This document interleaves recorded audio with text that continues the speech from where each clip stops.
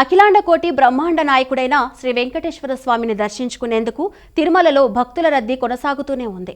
ఈ వారంలో గత 3 రోజుల్లో 2,24,000 మందికి పైగా భక్తులు శ్రీ శ్రీనివాసుని దర్శించుకున్నారు. అంటే సగటున 74 లక్షల మందికి పైగా స్వామివారి దర్శనం లభిస్తుంది. భక్తుల రద్దీకి అనుగుణంగా హుండీల్లో కానుకలు కూడా పెరుగుతున్నాయి.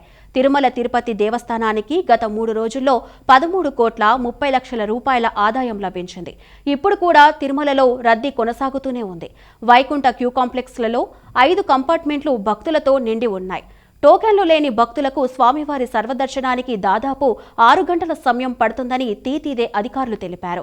ఇక తిరుమలలో భక్తుల రద్దీని నియంత్రించేందుకు టీటీడీ ప్రవేశపెట్టిన ఆన్లైన్ విధానంలో భాగంగా జులై నెల టికెట్ల కేటాయింపు ప్రక్రియ ఈ నెల 18 నుంచి ప్రారంభమవుతున్నట్లు అధికారులు ప్రకటించారు. ఇదిలా ఉండగా టీటీడీ ట్రస్టులకు కూడా విరాళాలు భారీగానే అందుతున్నాయి.